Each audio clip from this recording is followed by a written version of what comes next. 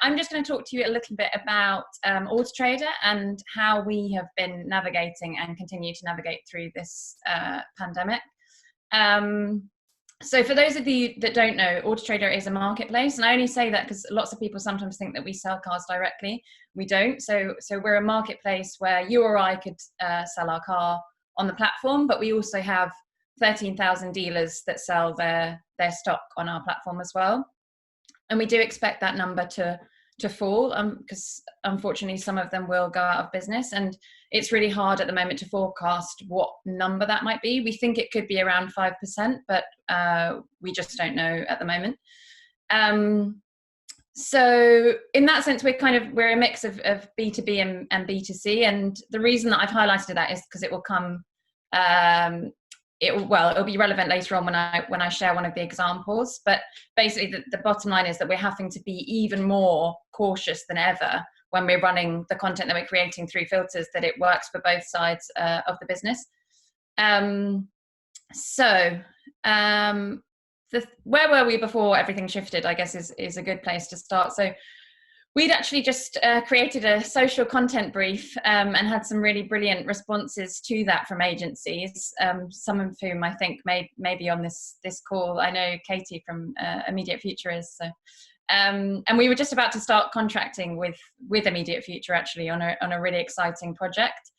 Like many businesses, we then had to quite suddenly pause on all marketing spend. Which meant lots of disappointing and difficult conversations with agencies and freelancers and other service providers, as I'm sure you can all relate to. But alongside many other businesses, the business also saw it as an opportunity for social and content in particular. So given that more people would be online than ever before, and while they're not buying a car, that they potentially have a lot more time on their hands to do the research, and that research phase typically takes around 3 months. I think one of the struggles that we've had is that, and it's again, I think something very common, is that yes, there are people spending a lot more time online than ever before, but there's so many more brands now competing for that space, and when you don't have the money to support you, it's really hard to, I'm not going to say, I promised myself I wouldn't say cut through the noise, but I've said it now. But there you go. So we were quick to react in restructuring our teams to try and make the best of the opportunity that was there. So the way that we were, set up in consumer marketing within Auto Trader before was that we had a content and social squad, which I took care of, an SEO squad, a digital squad, and a brand squad.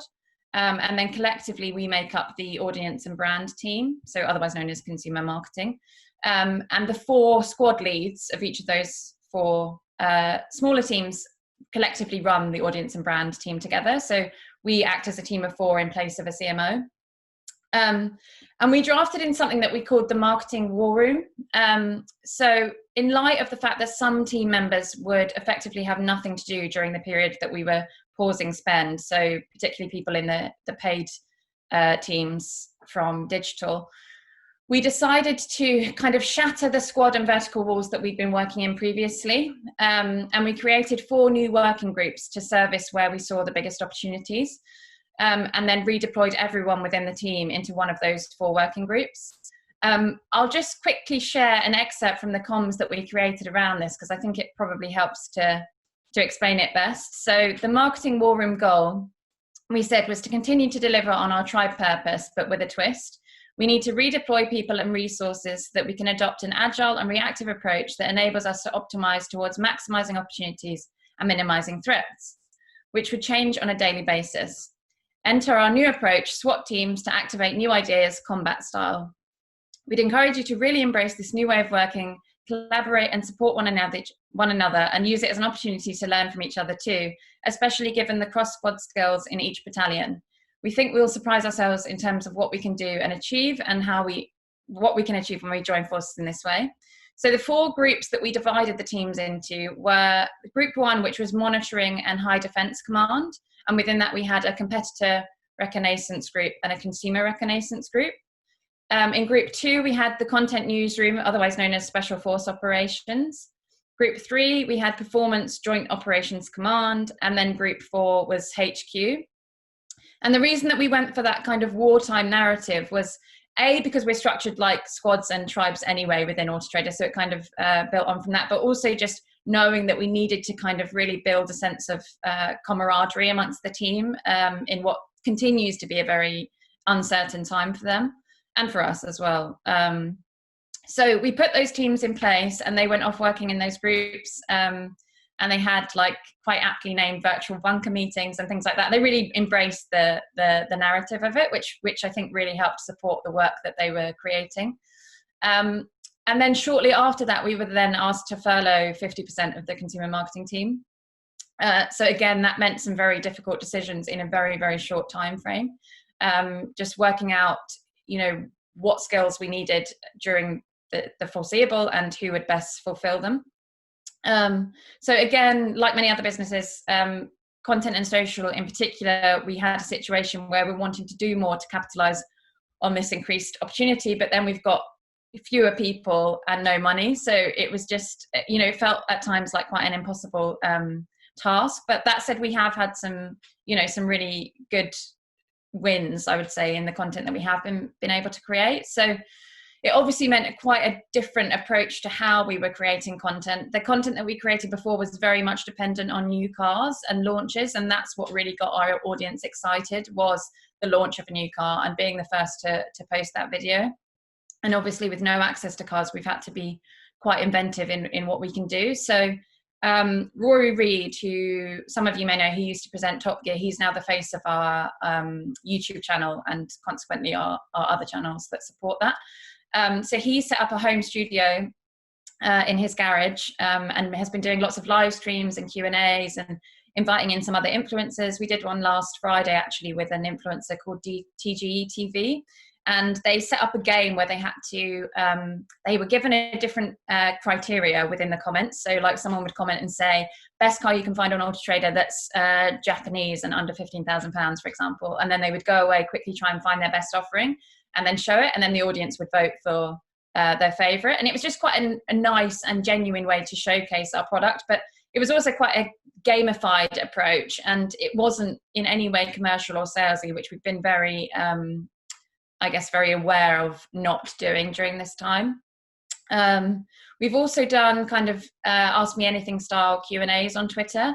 And we've kept those, quite broad with no specific topic, just to see what kinds of questions people are asking. And they have proved to be quite a good temperature check of the types of things that people want to know about. And it's what you'd expect, but in a way it's just kind of reassuring when it is what you expect. So there's lots of questions coming in around electric cars, given sustainability and a greener way of living is more important to people. There are lots of people that tend to be, rightly so, more cautious of taking public transport, so considering what their other options might be. And also we see a surge in people searching for cars that are of a lower price bracket. So it's maybe indicative that they're looking for a second car to help support the family to, minimize their use of public transport. We've also done some kind of colouring in content for children, which I know is nothing new. I'm sure every brand under the sun has been trying to do things like that. But just recognising, I think, that while there's a role for us to play in being informative and educational when it comes to car buying, also people are looking for that escapist content or things to entertain the children or the situations that they find themselves in. We've done lots of listicles as well. Again, I guess that's nothing new, but just trying to work out like what content do we have access to and how can we reimagine it so that it's still useful. So if we had, say, 5 different reviews for 5 different hatchbacks, for example, pooling that together into a top 5 hatchbacks piece, or taking individual reviews and having Rory do links between them to create a kind of head-to-head scenario where you pitch competitor cars against one another. Spot the difference between 2 cars. We've done an emoji car sequences as well, which tend to get really high engagement actually, which I guess again feeds into the rhetoric of people looking for some escapist content amidst the chaos. So that's kind of where we were. Where are we now? So we've started to bring back people from furlough, which is a really positive sign. And we're gearing up to hopefully start spending again. That said, like our focus has shifted quite considerably, and we're now looking to focus on the industry rather than on Auto Trader. So the focus is really trying to become the leading authority on interpreting the updates for the automotive industry, and to become the most trustworthy place for buying a car. And we're working with Karmarama on that as well. So they were appointed as our creative agency since our last Above the Line campaign, and they're helping us with the messaging and what the creative would look like for that.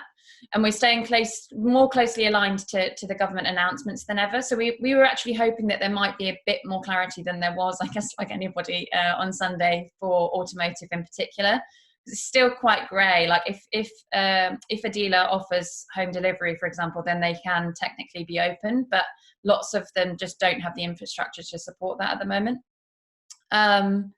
And then the research and insights teams, they're doing lots of consumer research, as I alluded to before. So they get the sense that there is this pent-up demand for cars, and that when things are kind of open for business again, as it were, that people will start to look to cars, which sounds a bit incongruous in a way, because you think, well, a car's probably one of the least things that some people would think about, that it's not that essential, but the consumer is showing that the research is showing that for a lot of people it will be an important purchase.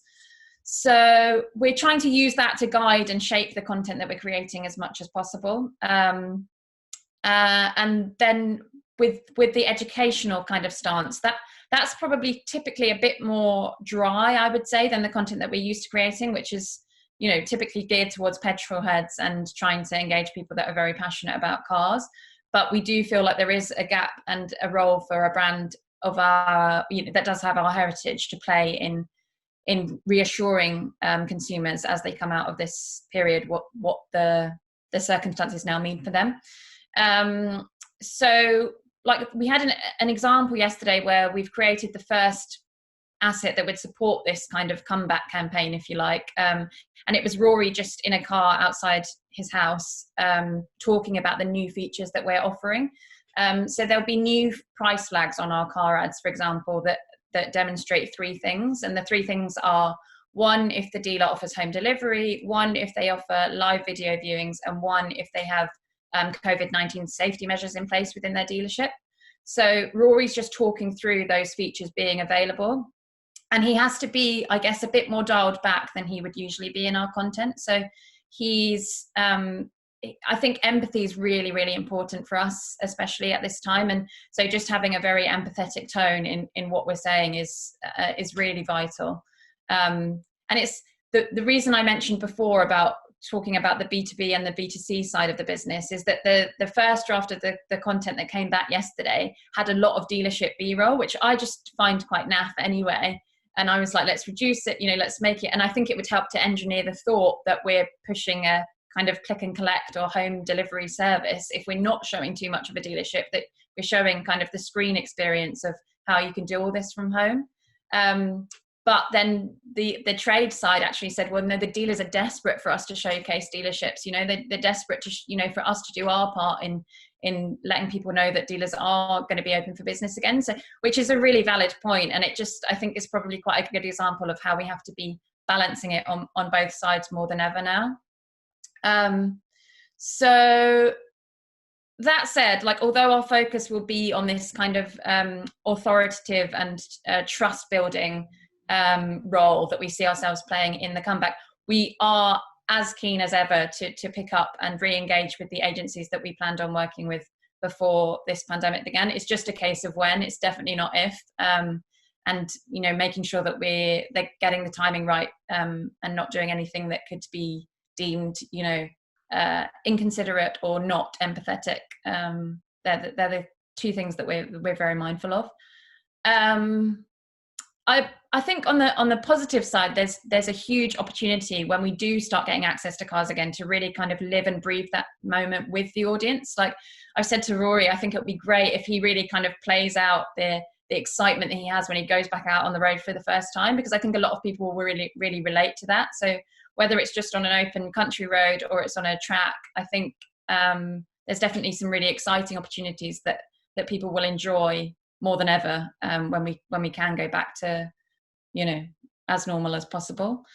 And And I guess conclude by saying I think it's obviously been really, really tough, and I think the team is exhausted, and having to adapt daily, and things change so quickly at the moment, and tensions run high. But and then this probably sounds like a massive cliche as well, but I think there are definitely things that we've learned that we will carry forward. So I don't think we'll go back to the traditional squads that we had before, or definitely not as rigid as they were before. Like, I think we've definitely seen the benefits of breaking down those walls and having the teams collaborate a lot more than they ever did before.